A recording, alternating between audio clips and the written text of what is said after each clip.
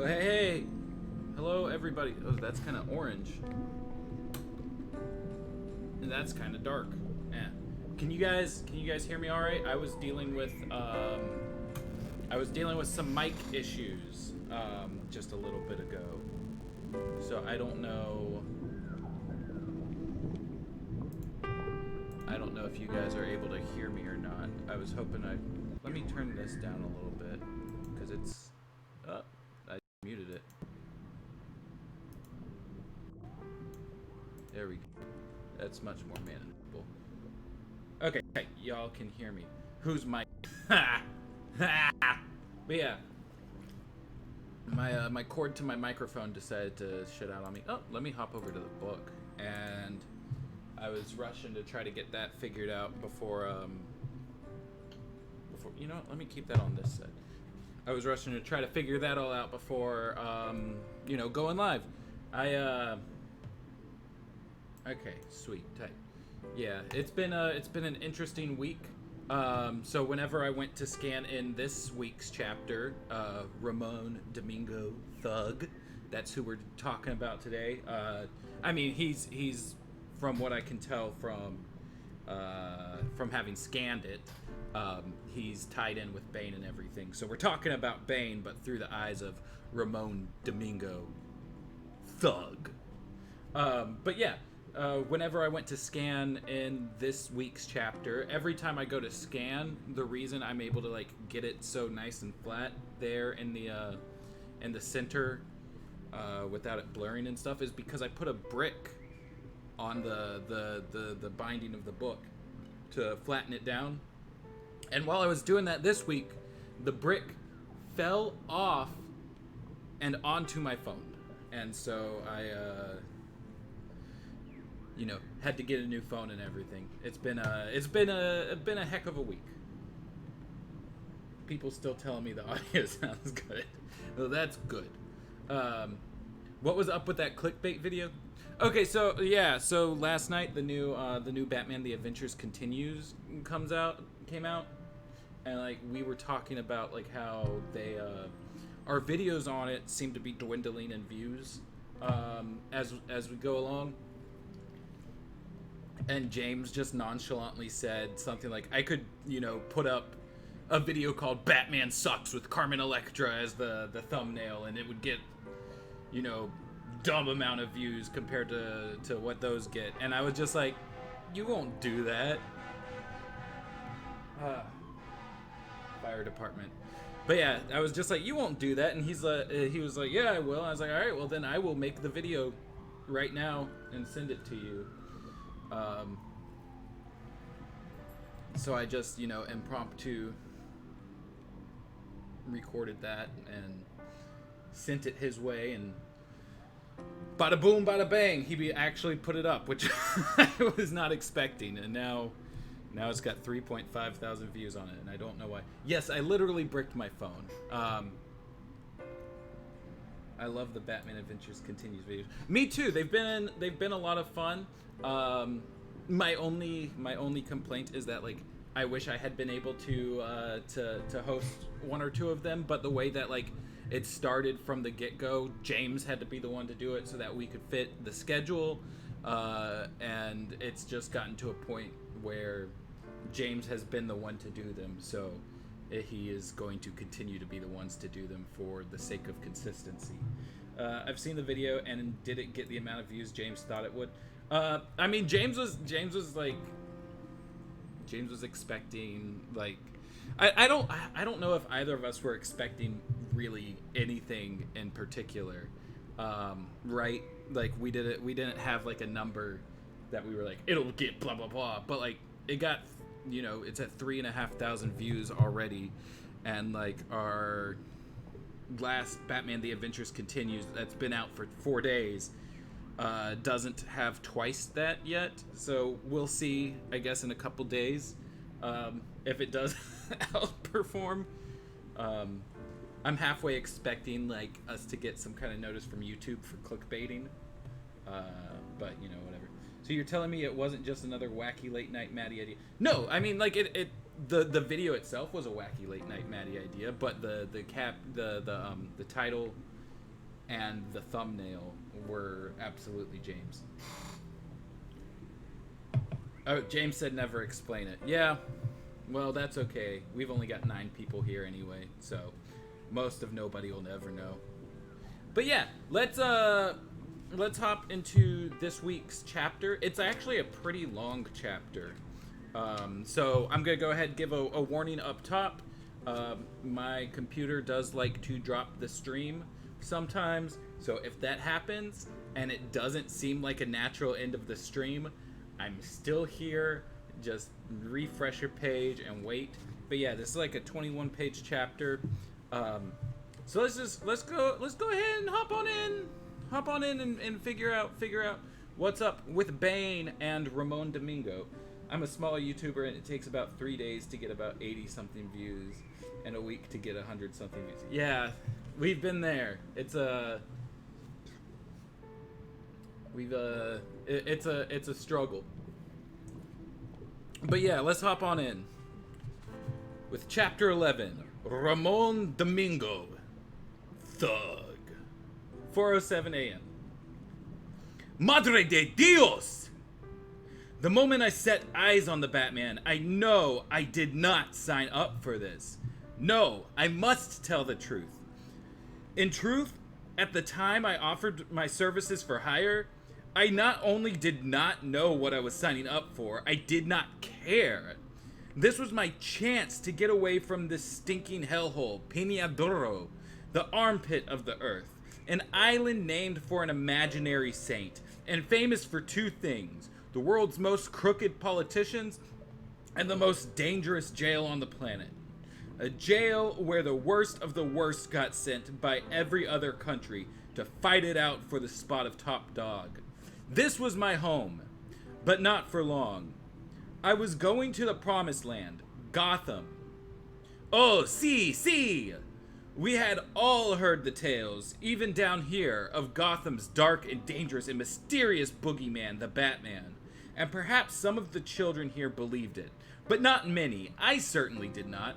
Only those willing to fight and even kill to get maybe 1 meal a day survived to see their 5th birthday in this place. And so, by the time I got my adult hairs, I had killed well over 100 people, some twice or even 3 times my age, just to survive. A man who dressed up like a bat held no terror for me. There were those, of course, who claimed he didn't dress like a bat, that he was a bat, a demon from hell. I laughed at this. No, I assured them. There is only one hell. It is Peñadoro. A hell I, Ramon Domingo, was determined to escape. So when I got word that someone was looking for a few of Peñadoro's toughest men to do some dirty work, I was the first one in line. Well, at least I was after I killed the 2 men in front of me, and the others very graciously decided to allow me to move ahead. Perhaps they would have moved even without this gentle persuasion, based on my reputation alone. But one does not take chances in Peñadoro. I was a little disappointed, actually. Killing as much as I have, you learn to appreciate the art, and killing only 2 men, you hardly have time to really get into the mood, to truly enjoy the soft slish as your knife slides smoothly into a belly with no resistance. For if there's resistance, you know you've hit bone, and what kind of idiot makes a mistake like that? Unless you feel the gentle twist of the blade nicking the spine, in which case it means you've gone all the way through. Then it's okay. Either way, as you pull the blade back out, you keep staring into the guy's eyes, because it's when you pull the weapon out, no matter how quickly or how slowly, that you see his look of shock turn to confusion, and then to understanding and horror, and to know that you're the one that put it there. That just starts your day off right. Okay, so right now, off the top of things, we've got the mention of the island of Peñadoro. So let's pop that in.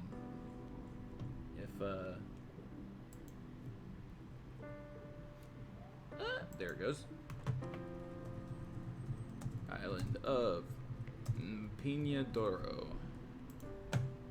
And Flip the page.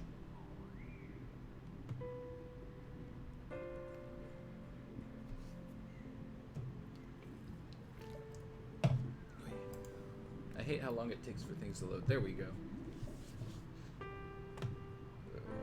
That accent is perfection. I finally bought it. Just wait until a few years' time when you have people saying you're not a real fan of the Watchtower database unless you saw Batman Sucks on the day of its release. Oh, I don't imagine ever seeing that happen, but one can dream. Even when looking in his eyes, of course, you have to be aware of the sounds from down below, or you could end up with his blood on your pants and shoes, or worse. And that's no good. That red, sticky sangre never comes out. So I was understandably confident when I saw the weakness of my competition. The word was that only the toughest of the tough would be accepted, and from the looks of my fellow applicants, the man in charge was going to be sorely disappointed by his options. Except for me, of course. And from there, it wouldn't be long before I would be the man in charge myself. I, as I had already shown, would kill to make it happen. Then I met my employer. I felt his footsteps approaching from behind me and heard the whisperings and gasps, the altered breathing of the men around me long before I saw him. There was an acrid smell, and I knew that more than one man had soiled himself. I did not turn around to look. I had no need to. I knew then who this man in charge must be. He was a legend. There could be no other on the island who would turn hardened killers into frightened infants. Bane. Yes, I am not ashamed to admit that even I felt fear then. Bane's intelligence, his ruthlessness, his very size were legendary. He had killed twice as many men as I by the time he was half of my age. There were some who claimed he was actually one of triplets, but he had killed the others while still in the womb. The truth about him may never be known, except for one thing. He was the top dog on Peñadoro. For now. I knew it was unlikely I would ever be able to best him, but I was determined to do so or die trying. For if one cannot be the best, one is worthless, and I was not going to live my life worthless. My life would mean something, I swore it would. Bane had reached the front of the line. He was close enough for me to see the black Mexican wrestler mask covering his face and the tubes that ran from the back of his skull to a slim supply canister worn on his left wrist. The substance pumping into his body was called venom, and there was no doubt what it did. His body mass was incalculable. He was like a walking steroid commercial, solid and huge. Bane spoke in a dark, intelligent voice. I require 12 men to do an impossible job, which will almost certainly result in their deaths. Any who do manage to survive will live forever, with all the riches they could ever imagine.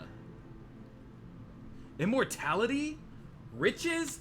All I desired was the chance to leave Peñadoro behind. This job was starting to feel like a calling. Destiny. Bane continued, his low rumble of a voice snapping me out of my reverie. Who amongst you is worthy of this honor? We will find out now. You may begin. Out of the nearly 200 men in line, only perhaps 30 knew immediately what it was that Bane sought. The others were like sheep, looking around, awaiting further directions. Perhaps some were dazed with hunger because they hadn't eaten in days and had joined the crowd in hopes of a handout. Others were simply hungry for a kill, and some were clearly now realizing they were far out of their depth.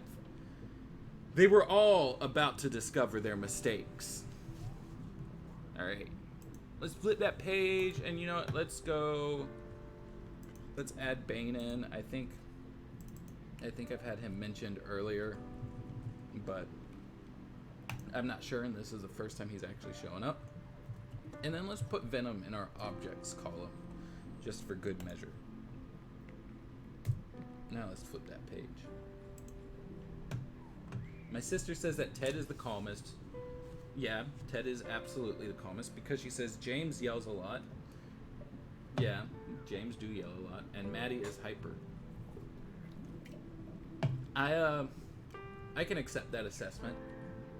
I adopted the darkness, but he was born to it. Exactly. How can his mass be incalculable? Can't he just step onto a scale? You would think so, but there just weren't any scales available. They were easy prey. 50 fell lifeless before half a minute had passed. Another 50 ran immediately. 50 more tried to escape, but failed. That left 4 dozen of us still standing. We circled each other warily, always mindful of those around us, sensing who might still be dispatched easily, and who was true competition. A few gauged badly and fell. The battle became even trickier now, as the ground was slick with blood. Lifeless bodies lay everywhere, and were easy to stumble over if you weren't careful. I was careful. Many others were not and died for it. By now, I had extinguished the light of over 25 men, but only 10 could truly be counted as competition. Many of the others were taken in the first minute, before they had any idea what was upon them. There were now no more than 25 men left alive, and these men meant business. They knew what they had to do, and they had no qualms about doing so. In fact, they looked forward to it. I would come out triumphant, of course. That was a given, but it might be difficult. That was fine. It would make my eventual victory all the sweeter. But it was not to be. As I lunged forward to slash the ligaments at the back of one man's knees, I felt a hand grab the hair on the back of my head and lift me off my feet. I attempted to spin around, knowing it would likely rip half of my hairs out, and indeed, the pain which shot through my scalp told me I would have a bald spot for no short while. I swung out backhanded with my knife, waiting to feel the gratifying sensation of the blade slicing across my opponent's neck. I might even be able to cut through half of it, leaving a semi-decapitated corpse as my calling card. There would be no doubt then who was the alpha male here. And indeed, there was none. My arm somehow swung against a brick wall. A sledgehammer slammed down on my wrist, causing me to drop my knife for the first time ever in my entire life, faster than my eyes could see, or perhaps it was simply that my brain could not comprehend what was happening to me. I felt an enormous hand grab my ankle. No, both my ankles. And then in one sickening swoop, I was hanging upside down, helpless. And I realized that, impossible as it seemed, all this had been done by one man. Bane. It was his arm and not a wall I had slammed against. It was his fist and not a sledgehammer which had almost broken my wrist. And the man was now holding me upside down as though I were a mere puppy of a boy. He was holding me straight out, in fact, with only one of his hands, not both, one. I was completely helpless. Clearly Bane sensed that I understood the situation, for he let me go. I managed to keep my head from slamming against the pavement and rolled away as quickly as I could to avoid the coming blow. But I need not have bothered. He was not even looking at me. Relaxed, he was observing the fight, not with much interest, but as if since there was nothing else to do, he might as well. I stood up warily, unsure of myself. For the first time ever, the fight had not gone as I expected. What was I to do? Should I rejoin the fight? Stay here? Kill Bane? What was the right answer? Perhaps this was the turning point of my entire life. I had always been so sure that I would know when that moment had arrived, the moment that would change everything. And yet here I was, with no idea which way to go, like una poca niña, with a grimy coin at a candy store, unsure which treat is the sweetest. Why was there a yellow bat suit and star-crossed? You know, I don't know. I still have, like, never understood, like, why that specific video did as well as it did, but, like, nothing else we've done has topped it, right? Because I feel like we've put a lot more work into a lot of other things, but that's just me, though. That's just my thoughts. I feel like we just kind of caught that right time for the YouTube algorithms.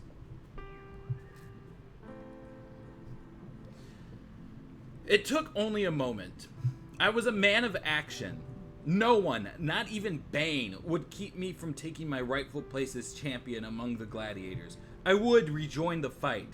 It was going to be difficult to win now that I had no weapon, but I would cross that bridge when I got to it. I would simply kill whatever man had the largest knife and take it from him. I would keep my eye on Bane this time, however, and when I was finished with the others, then I would come back, and perhaps I would kill him too, for the tremendous indignity he had done to me. My mind thus made up, I felt my power returning. The bloodlust was upon me again. I had spilled much blood this morning, but there were more veins yet to be opened. Stop! I froze instantly. Bane had not moved a muscle, and he was still not looking at me, but I knew it was I to whom he had spoken. But no further words seemed to be forthcoming from him. Puzzled, I stood there once again, attempting to figure out the best course of action. But I could not fathom what was expected of me here. This was a situation like none other I had ever encountered before. In the past, whenever I had been unsure, I had simply killed someone, and that usually cleared everything right up. But apparently, I was not allowed to do so now. It made no sense. I trembled, both from the urge to go and take a few more lives to prove myself the greatest man here, although even I was beginning to admit to myself that Bane did not just frighten me, and was not simply much larger than me, but was clearly the better man, and also from the simple act of standing still. I never stood still. That was for the dead. If I was alive, I was moving. That was how I stayed alive all these years, moving like a shark. Bane laughed as though he read my very thoughts. Conserve your strength, Ramonito. There is no need for you to prove anything else at this point. You will be joining me for the trip up to Gotham, and it seems as though you need some practice in being still. I did not know how he knew my name, and I did not like his tone as he continued. Don't worry, you'll get more practice than you could ever have dreamed. Still speaking to me, he reached out and plucked another man from the fight, much as he had done with me. I did not know his name, but recognized him as the man I had deemed the greatest threat, the one I had intended to go after last. The battle of the others ended soon enough. Bane picked out another 4 men, grabbing them unceremoniously from the fight, and pulling them silently to the side. They looked as uncomfortable and uncertain as I. The 6 he picked, including me, were the best fighters, no question. Apparently unimpressed with the others, he let them fight it out until they were just half a dozen left, standing amongst the carnage, covered in blood, wearied, but ready to go as long as it took. If Bane was pleased, he showed no sign. Put your weapons away, he simply said. It's time to go. And shortly after that, we boarded the ship. It was an enormous tanker, far larger than any of us had ever seen before. Such ships did not usually come to Piñadoro. We had no oil, no automobile factories, nothing of use to anyone but our prison. And they only brought people to the prison, never away. I can't even believe the Batsuit timeline is less popular than the Yellow Batsuit video. Right? Like, so, I mean, the Yellow Batsuit video is good, and, like, we've tried to duplicate its success a time or two, you know, without really cracking the code on what it was that made it the hit that it was. I don't know why Microsoft Edge is doing this thing. But yeah, and to me, it's just like, it's just a random background thing that not a lot of people noticed, you know. So I don't know why, like, it gravitated to people the way that it did, other than, you know, hitting the sweet spot with the algorithm.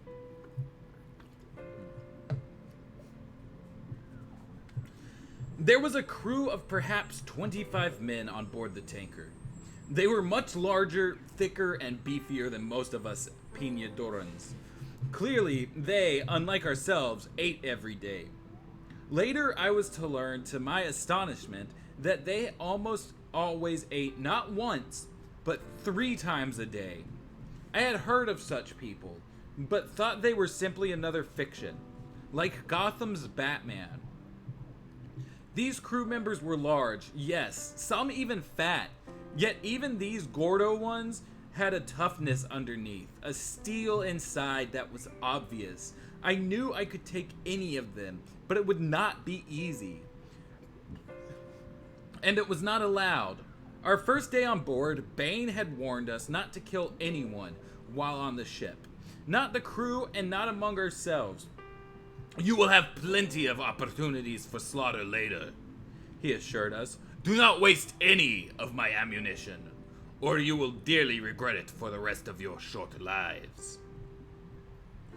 Most of us took his words to heart, difficult as it was to live in peace for the first time. But one fool among us must have felt he was above such rules. Or perhaps he did not understand the full implication of Bane's words, for he began taunting the others, stepping on feet, pushing, even slaps to the back of the head. It did not take long before tempers ran high, and things would have almost certainly exploded into death. We all knew that once the first blood was spilled, the entire ship would turn into a boat of charnel. Bane clearly knew it as well. He waited until the fool had finally pushed someone too far. A gentle cupping of another's buttocks did the trick, and knives were drawn. Then out of nowhere, he appeared, stepping in between the 2 men, turning their bloody knives effortlessly. One quick fist to the fool's forehead, and he dropped to the deck as one dead. Hold on, I'm hearing a cat scratch at the door. Let me see if we got a guest for the stream.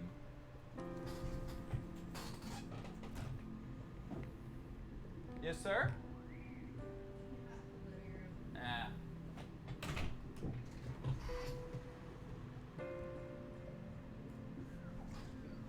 He didn't want to sit and wait.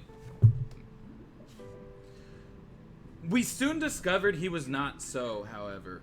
Although the fool soon made it quite clear he wished he were. There he goes again. Hey, bud. Hey, do you want the people on the internet to see you? Come here.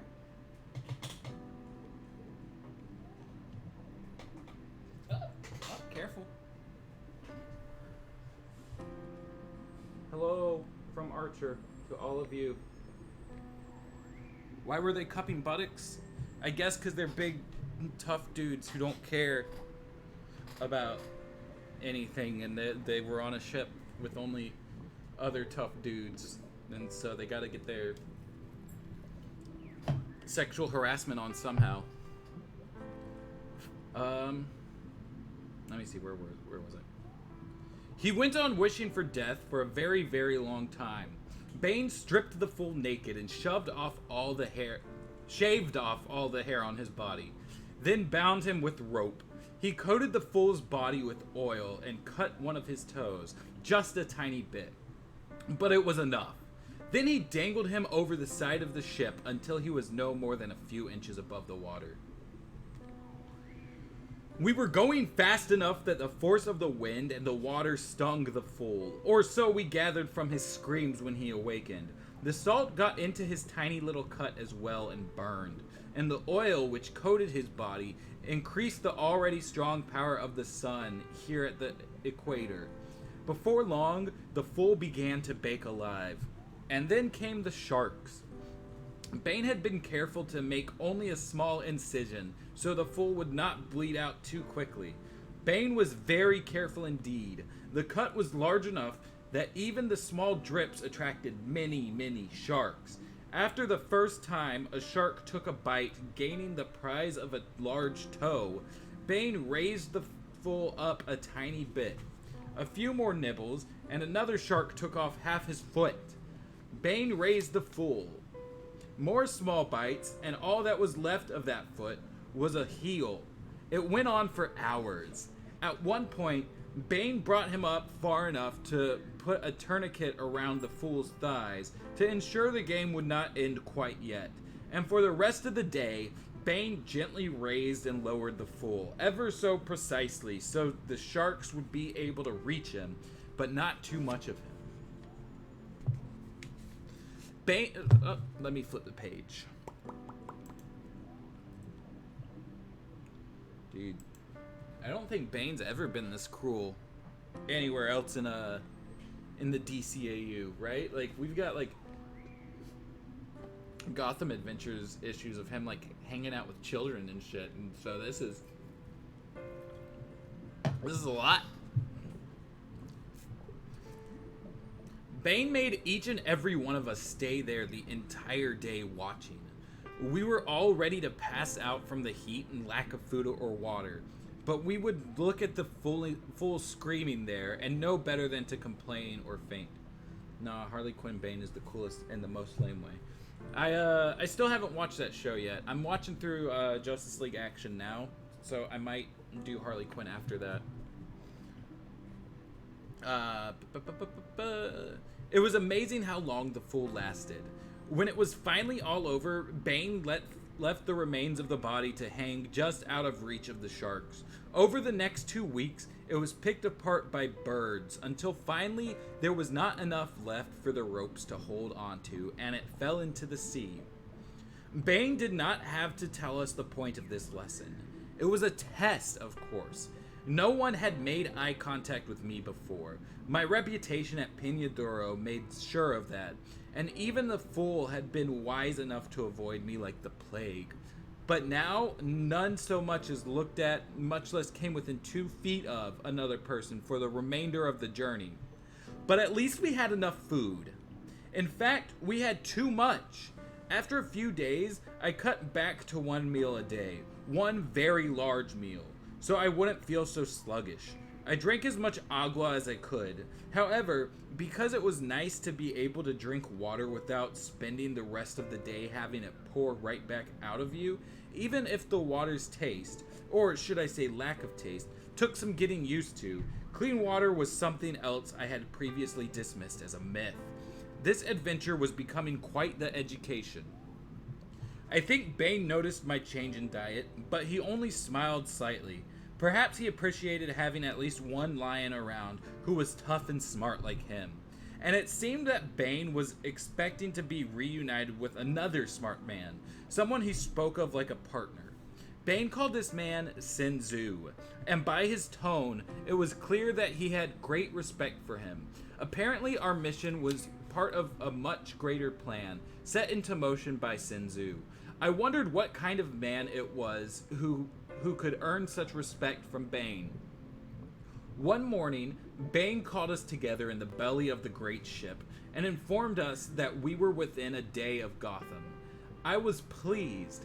Bane still had not fully explained the plan to us, a fact which did not seem to bother my fellow travelers, but had begun to prey on my mind.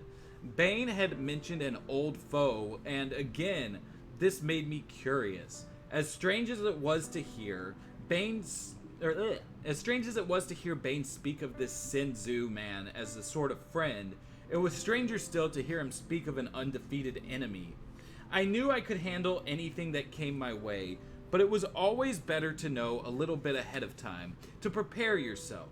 It was the difference between walking out alive and walking out alive with a wound. I did not mind pain, but if it could be avoided, that was a good thing. "We now enter the next phase of our mission," Bane said. "Tomorrow, we will be in Gotham. The day after that, we will destroy it. Whoever survives will have his pick of the spoils." He told us a little more of Sin Tzu. By the time we got to Gotham, a great battle would already be raging. In addition to aiding Bane in releasing all of us from Peñadoro, Sin Tzu had apparently emptied Gotham City's Stonegate Prison and some of Arkham Asylum, sending criminals and maniacs out into the streets. The mayhem they induced would be the backdrop for our attack. which was to be launched directly at the general opposing Sin Tzu. I suppose this must be the same enemy of whom Bane spoke so darkly. The mouths of many of my fellow travelers fell open like babies looking for the teat. Had they dismissed Bane's earlier promises of wealth so easily? I myself simply nodded. Yes, this felt right. My destiny of greatness would be fulfilled. It was as I had always known. I was prepared to do whatever it took. The audacity of the plan held no surprises for me. There can be no greatness without ambition, without willpower. I had all, and so I would have all. He does this kind of thing to any kid that doesn't share their candy with him. Yeah, he's amazing in the show. First, you gotta finish stats. I'm not on that right now. One Watchtower database video at a time, James. Right? It took me a whole evening to come up with Batman Sucks. I kind of like this guy, honestly. He seems like a pretty cool hinge person. Yeah, for sure. It's interesting. It's interesting, kind of getting this much in depth with him. Let's see, really quick. We had mentioned. Get that out of the way. Really quick, we had mention of what the guy was hanging off the side for 2 weeks, and then there were a couple more days before getting to Gotham. What boat to Gotham took at least 2 weeks plus a few days. And let me mark that page 224. I just noticed when I picked up Archer, he was a little startled and got my forearm with one of his claws. I have a tiny bit of blood in my book now. Oh well. That's okay. He didn't mean it, did you, buddy? He's a good boy. Good man. He's old. Alright. Flip the page.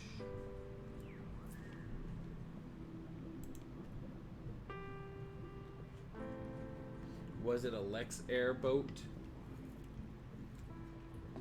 Maybe. It did take some time.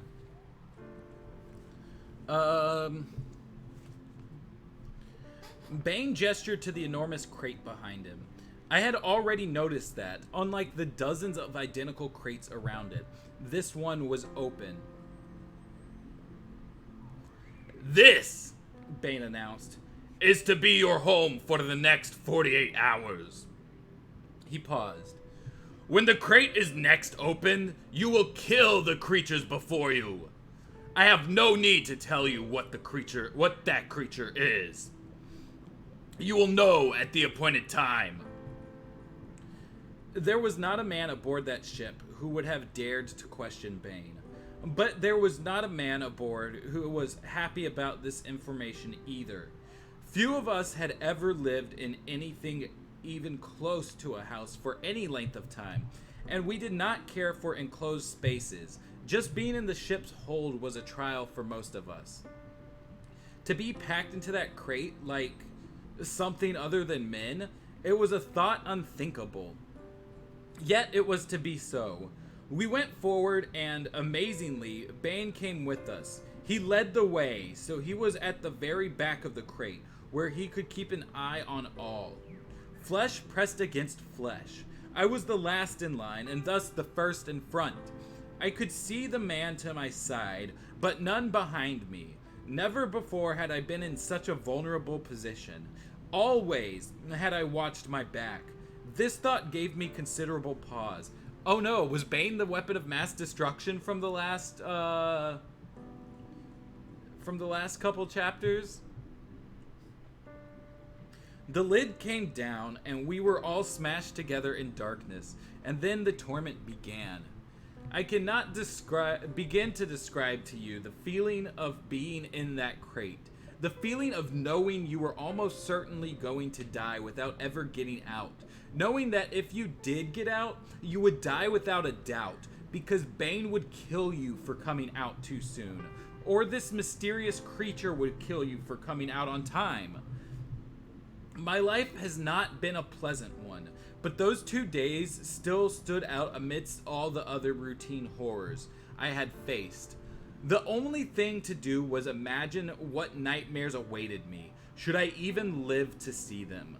To keep my mind occupied, I began to create for myself a small hole where I might get at least a tiny bit of fresh air, and perhaps even gain a small bit of sight. Where the seams met at the corners, there was the tiniest crack where the wood was not flush. I had carried a bottle of water with me everywhere I went on the ship, so as to always be flooding my body with this new, delightful, never-ending supply of clean water. I conserved it now. The more I took in, the more would come out, and the air around me was foul enough already only after a few hours. I had no wish to add to the already almost unbearable stench. So I would wet my finger and slide it along the crack between the 2 boards on the front of the crate. Then I would attempt to wiggle my fingernail between the boards and create a gap. Wet, wiggle. For 2 days I did this, stopping only when sleep overtook me for up to 3 minutes at a time. There was no room to sit down, of course. So jammed together were we, so your body was constantly fighting itself. Too exhausted to stay awake, too uncomfortable to sleep.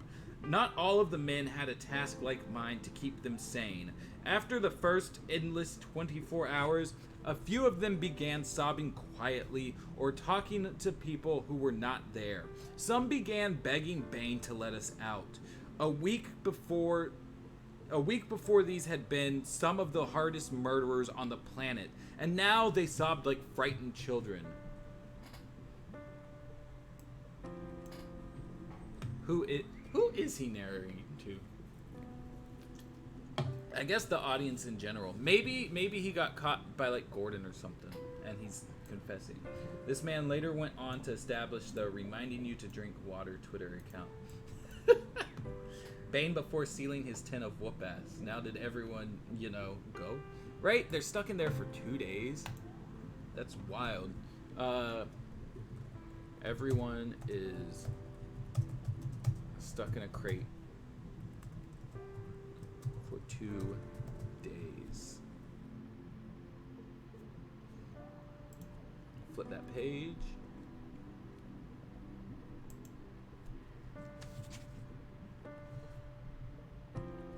But yeah, I'm starting to think that that Bane and his men is the weapon of mass destruction that like, what was it in the Batgirl chapter that she was looking for, and Batman was like, oh, now here I am at the docks, right? Because technically, I think that's still around the time of night we're at, because like the last chapter was Sin Tzu just kind of being like, oh, this is just me being Sin Tzu. No, wait, we're 2 hours after that. So maybe not. I don't know. Bane spoke once softly. Silence was the only word he said, but it was enough. No one, not even those losing their minds, raised their voices above a whisper again. After 2 days, my nails were but ragged shards and my fingertips bloodied, but I had succeeded. There was a gap no more than 1/4 of an inch wide and 1/2 an inch tall in the wooden shell, but it was mine. I briefly reflected upon the fact that it was the first thing I had ever created with my own hands, other than gaping chest wounds, but dismissed the thought quickly. It had no bearing on my current situation and was not useful, so it was to be done away with. Greatness was in my future. Those who perform manual labors are not great unless the labor is the taking of another's life. Peña Duro, the island of suffering, had taught me that. The endless vibration of the boat, which we had felt for the last 48 hours, had ceased. So clearly the engines had been switched off, and I knew we had docked. Still we waited. What choice did we have? And then, after what seemed weeks, but must have been more like 4 hours, I heard a bump. It was simply an ordinary bump, yet it made my heart skip a beat. Something about it just seemed out of place, wrong. Then I heard something crack, and I knew I had been right before about the bump. Something was going on. A shadow flitted past the crate. I had thought all was dark in this ship's hold, yet this shadow was somehow darker than black. I held my breath, but it was too late. The shadow was gone by the time I stopped breathing. I tried to figure out if I was losing my mind too, or if I could possibly have seen something which was darker than total darkness. Something that moved so quickly, so lightly, almost like a bat. And then we heard the screams. I had heard screams, oh so many screams in my life. Most I myself caused, but others I remembered from my earliest days on Piñadoro. Screams of pain, of terror, hunger, of dismay. These were some of my earliest and most powerful memories. But never had I heard screams such as these. There was pain involved, see, but that was not the half of it. These were the screams of men who had looked into the maw of hell and seen El Diablo himself staring back at them. These were the screams of men who knew that there were things in the dark, things that had never been there in the light. Bane would terrify any human being. One look at Bane, and you knew he would cause you pain, such as you could never comprehend, and he would enjoy it. But I knew, because he was wedged in here, in the crate, with me, that these screams were caused by something much more terrible than Bane. The screams moved around the ship a bit, and then there were running feet. Then a few more cracks, another bump or two, a gunshot, and then nothing but silence. The engines rumbled to life again, and we began to move. Was this all part of Bane's plan? Had something gone terribly wrong? I had to know. Yet there was no way to find out. I had to get out of this crate, yet even I was afraid of what awaited me on the other side. But the need to move was becoming so great, I believed I would have faced El Diablo himself, if that was the price to be paid. And then there was my everlasting desire, against which my need to stretch my agonized limbs was nothing, to prove my greatness. For surely, what could be further proof of a man's greatness than if he killed the devil himself?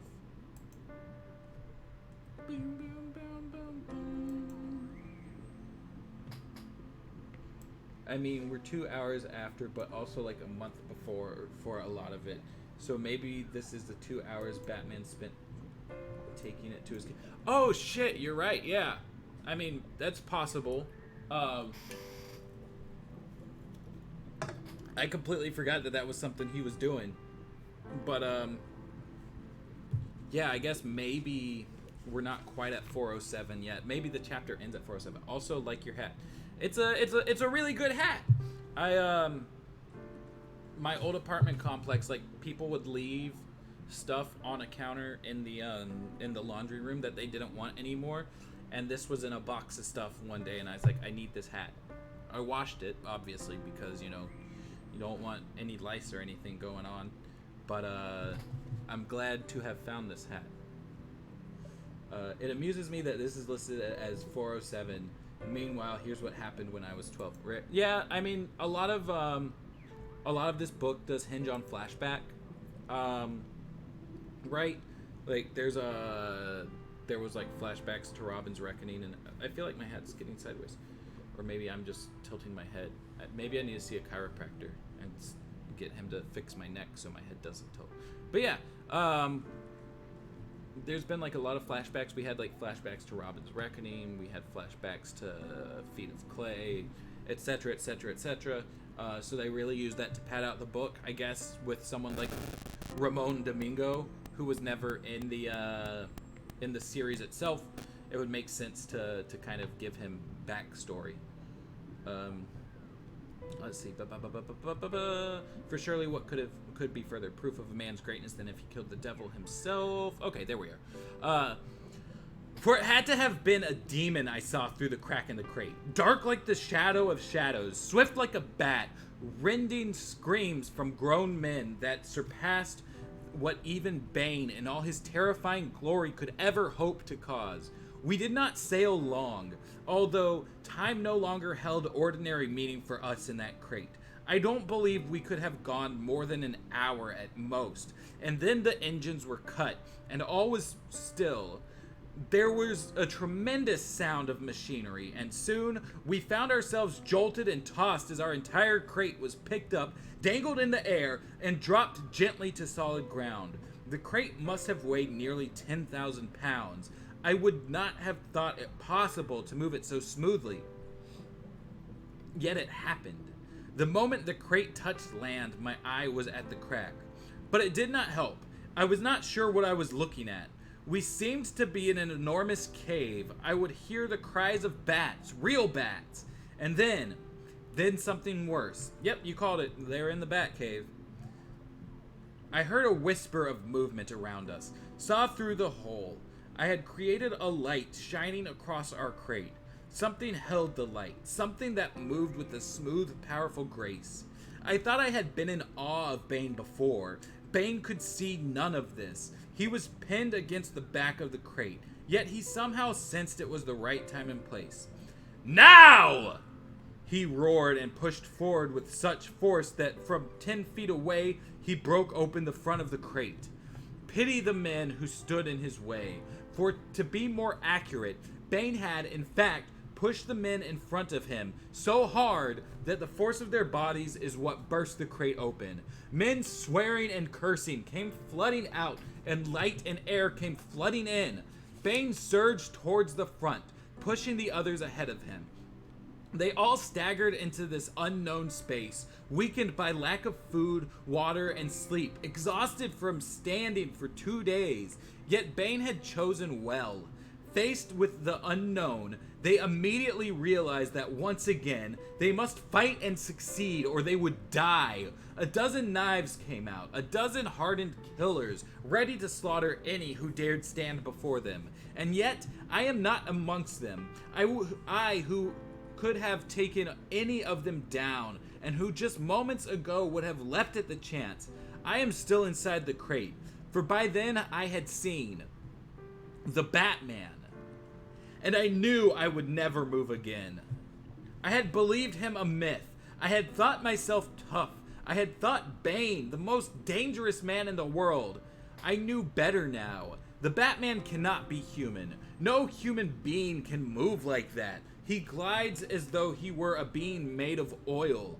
Each movement flows into the next, as though there are no bones in his body, like he is a snake in human form, which makes sense. Of course he is a serpent. He is El Diablo himself. He moves from person to person, and each time the man falls, some straight down, some twisting, some tossed as though they were no more than a leaf blown by the wind.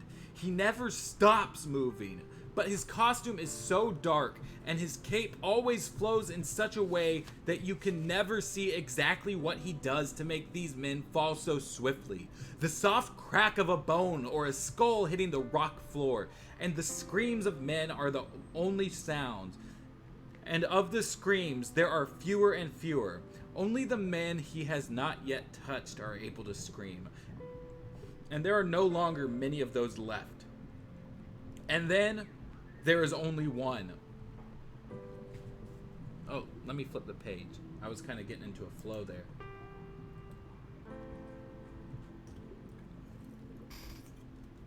I don't have any more LaCroix in my can. That's all right. We're getting close to the end of the chapter. We got what? 1, 2, 3, 4, 5, 4 pages left.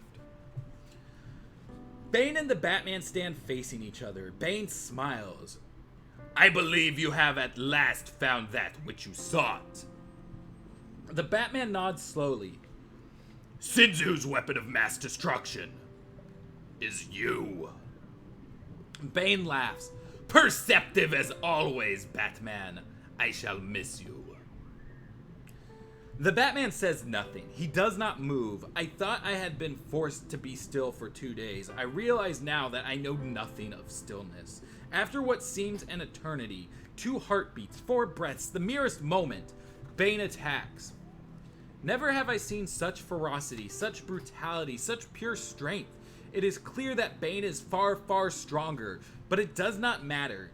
Bane may have been one of the most intelligent people in the world, but he is no match for the Batman. No movement of the Batman's is wasted. Each of his punches may not have been able to crush a steel door, but it would certainly be able to dent it. And his punches are never mistimed, never misplaced. Each and every one of them is exactly where he wants it to be. Bane gets in a few blows, but they seem to make no impact. If the Batman feels pain, he never shows it. He never hesitates, never doubts, never slows. Bane increases his dosage of venom, growing visibly larger and stronger within a matter of seconds. The force of his attacks loosening stalactites from the chamber ceiling. They plunge down with deadly speed, but the Batman never blinks. Bane strikes and the Batman is not there. A stalactite crashes to the ground and the Batman is not there. The terrain is his.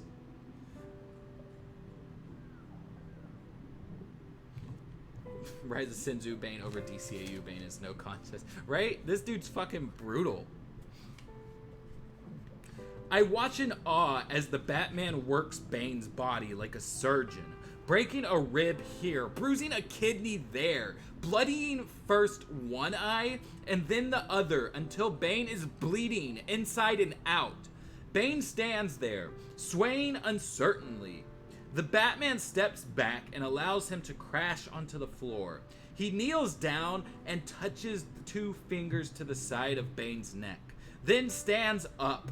The Batman picks up a small device from the floor. His expression is utterly without emotion, and only the barest rise and fall of his chest give away his recent exertion.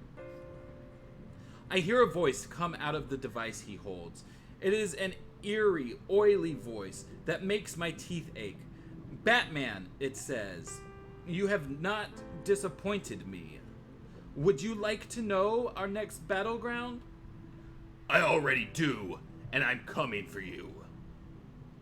The Batman's voice is no better. It is like a whisper heated over red-hot coals, humid and strangling. Ah, the oily voice purrs. Oh, but you have no idea where I am. I could be anywhere in Gotham. You're hiding in the last place I would expect. And yet, the best fortress in Gotham. Arkham Asylum. Even I, in my makeshift hiding spot, could tell that the silence that follows in the instant before the Batman closes the device with a snap is one of stunned shock. And then, Batman walks over to me. He stands in front of my crate for a moment, then reaches out and rips away the last remaining plank. I stand there like a fool. I cannot move. I, Ramon Domingo Sanchez Barreto Garcia Lopez, killer of hundreds, soon to be ruler of the world or so. I had so recently thought, cannot move. I just realized I got into the swing and did not skip the page.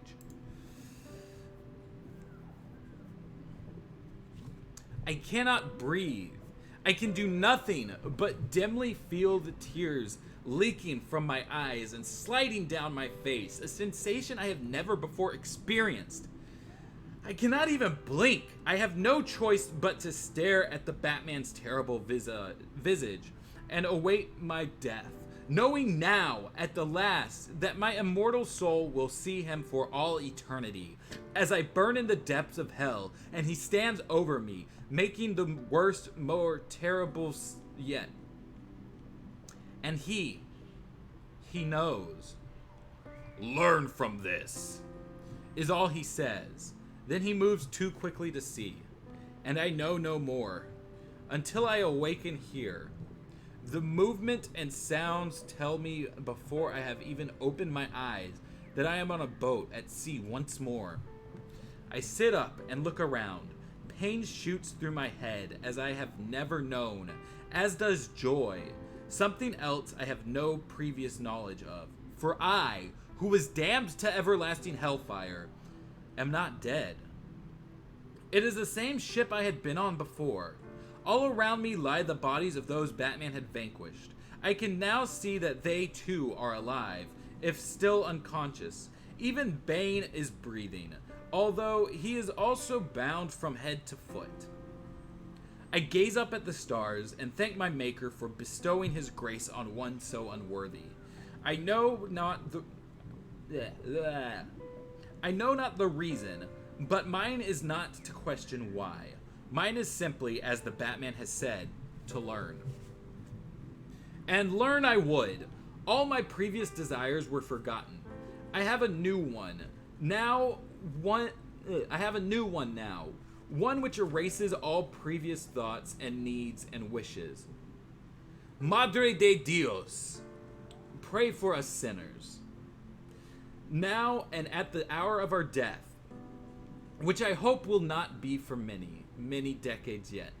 For I have so much work to do, and I am, after all, only 24 years old. Por favor, Padre, grant me time to make up for my wicked ways. A great rushing fills my ears, like the beating of 1,000 dove wings. Water rises up over the hole and drenches me from head to foot. A new baptism here under the stars of heaven. The ship tosses violently, echoing my joy. "The Rip!" cries one of the men behind me. "It's a prison! Look!" The night sky cracks open then, leaking the light of heaven, letting it pour down on me to illuminate my moment of earthly ecstasy. "Searchlights, get down! Maria, that's Stonegate!" The voice of God then thunders across the water. "Stay where you are," he says. "We have you surrounded. You will drown if you attempt to escape." "Ah, Padre, yes. You and your angels surround me. Never again will I drown in sin. From the darkness I have seen the light, and I will strive evermore to serve you, rather than the dark master whose servant I witnessed tonight. I shall become a priest, the greatest, most humble priest who ever lived. I shall save more souls, do more good deeds, feed more hungry, clothe more naked, and give more shelter than any priest before me ever has. I shall start in Stonegate Prison, for it is there I am now surely... For it is there I am now surely bound. I shall serve my time there with a glad heart, and then I shall move out to cure the entire world. With your help, blessed Mother, and in the name of the Father, and the Son, and the Holy Ghost, Amen. And that ends today's chapter. The only thing we really got left is that he just mentioned that he's 24 years old. So if my spreadsheet stops, there it goes. All right. So Ramon Domingo is 24 years old. Tight. Now I can get rid of the rest of these.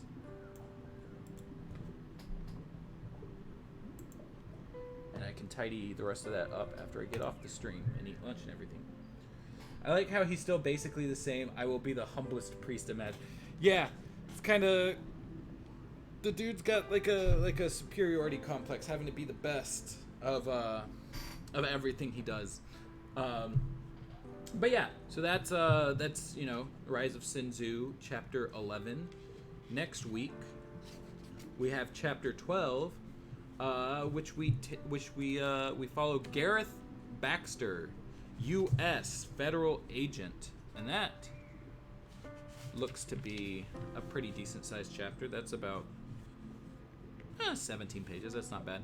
We've got Gareth Baxter next week, Sin Tzu himself the week after that, and then Batman on the final week. We're getting so close to being done with this book. But yeah.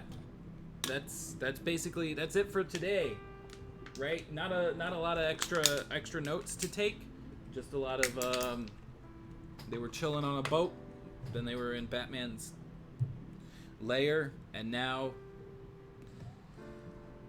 all that.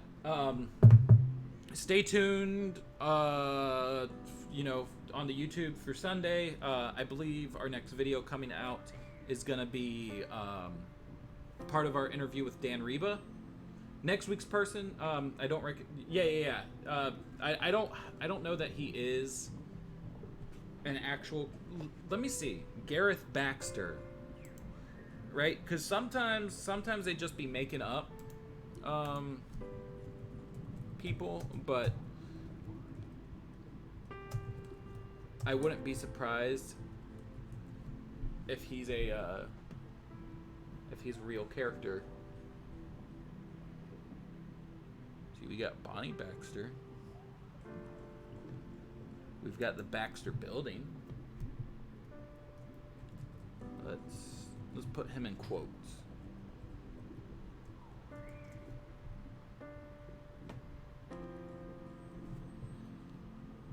Okay, so it looks like all that comes up is Sin Tzu stuff.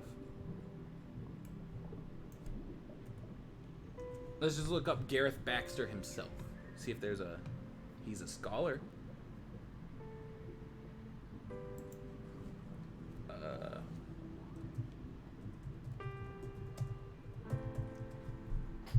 It's kind of weird that they would, you know, I feel like there's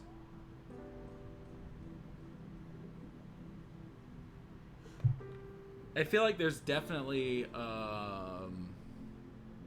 like enough federal agents that they could have chose from, right, to be like, hey, fun cameo.